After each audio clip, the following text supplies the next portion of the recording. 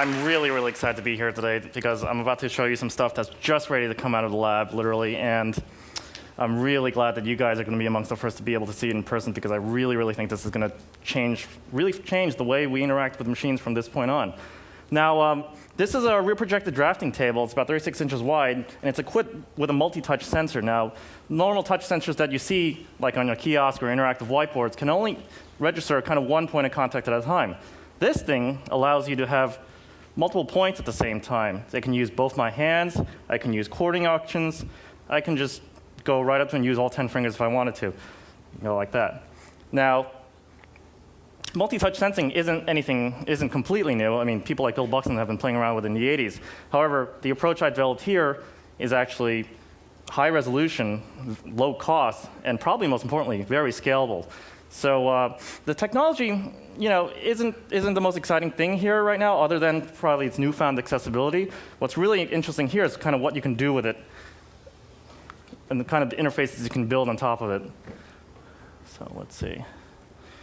So, for instance, we have a lava lamp application here. Now you can see, I can use both of my hands to kind of squeeze together and put blobs together. I can inject heat into the system here, or I can pull it apart with two of my fingers. It's completely intuitive. There's no instruction manual. The interface just kind of disappears. This started out as kind of a screensaver app that one of the PhD students in our lab, Ilya Rosenberg, made. But I think its true identity comes out here. Now, what's great about a multi-touch sensor is that, I could be doing this with as many fingers here. But of course, multi-touch also inherently means multi-user. So Chris could be out here and interacting with another part of lava while I kind of play around with it here. You can imagine a new kind of sculpting tool where I'm kind of warming something up, kind of making it malleable, and then kind of letting it cool down and solidifying in a certain state.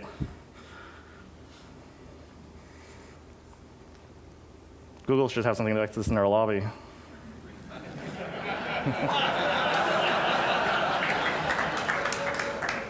I'll show you something a little more of a concrete example here as this thing loads. Now, this is a photographer's lightbox application. Again, I can use both of my hands to kind of interact and move photos around.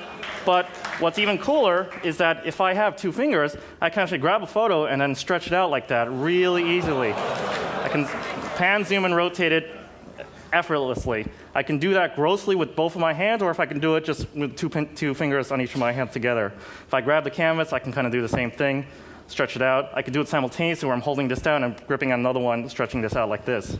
Again, the interface just disappears here. There's no manual. This is exactly what you kind of expect, especially if you haven't interacted with a computer before. Now, when you have initiatives like the $100 laptop, I kind of cringe at the idea that we're going to introduce a whole new generation of people to computing with kind of this standard mouse and Windows pointer interface. This is something that I think is really the way we should be interacting with machines from this point on. That's great.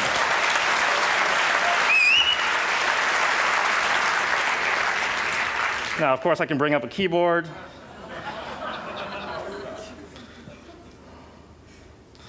And I can bring that around, put that there. Now, obviously, this is kind of a scanning keyboard, but of course, I can rescale it to make it work well for my hands. And that's really important because there's no reason in this day and age that we should be conforming to a physical device. I mean, that leads to bad things like RSI. I mean, we have so much technology nowadays that these interfaces should start conforming to us. I mean, there's so little applied now to actually improving the way we interact with interface from this point on. This keyboard is probably actually really the wrong direction to go. You can imagine in the future, as we develop this kind of technology, a keyboard that kind of automatically drifts as your hand kind of moves away and kind of really intelligently anticipates which key you're trying to stroke with your hands. So, again, isn't this great? Where's your lab? I'm a research scientist at NYU in New York. Here's an example, another kind of app. I can kind of make these little fuzz dolls. It'll kind of remember the stroke that I'm making. Of course, I can do it with all my hands. It's pressure sensitive, you can notice. But what's neat about that is, again, I show you that two-finger gesture allows you to zoom in really quickly. Because you don't have to switch to a hand tool or the magnifying glass tool, you can just kind of continuously make things in real multiple scales all at the same time. I can create big things out here, but I can go back and really quickly go back to where I started and make even smaller things here.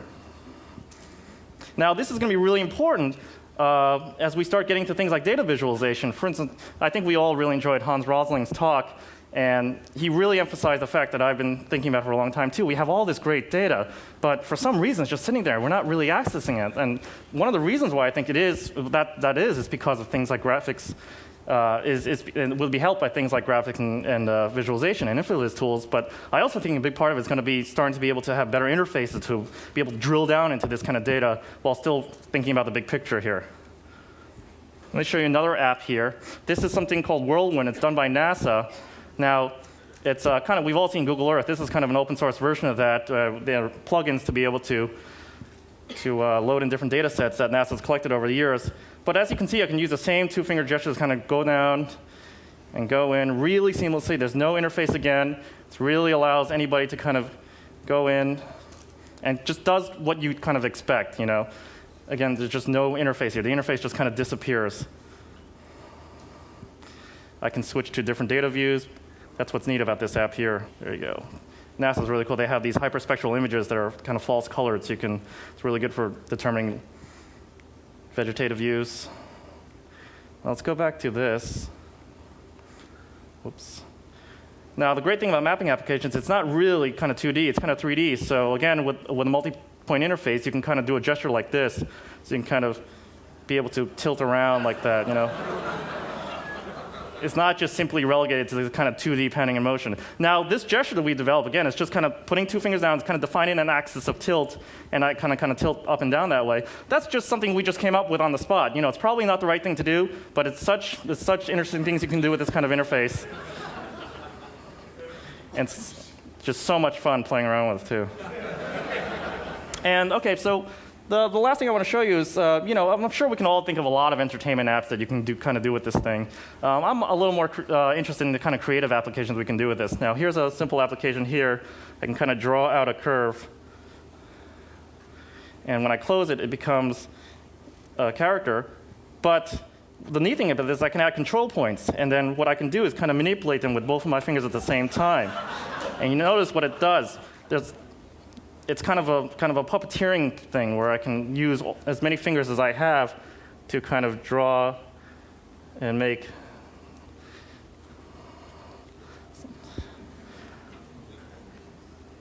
Now, there's a lot of actual math going on under here for this kind of to control this mesh and do the right thing. I mean, this is this technique of being able to manipulate a mesh here with multiple control points is actually something that's state of the art. It was just released at SIGGRAPH last year. But it's a great example of the kind of research I really love, kind of all this compute power to apply to make things kind of do the right things, the intuitive things, do kind of exactly what you expect. So multi-touch kind of interaction research is a very active field right now in HCI. I'm not the only one doing it. There are a lot of other people getting into it. This kind of technology is going to let even more people get into it. And I'm really looking forward to interacting with all you guys over the next few days and seeing how it can apply to your respective fields. Thank you.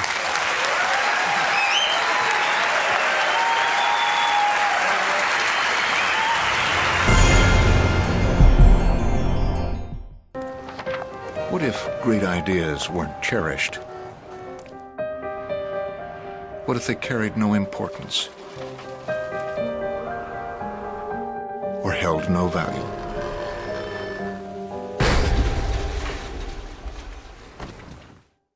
There is a place where artistic vision is protected, where inspired design ideas live on to become ultimate driving machines.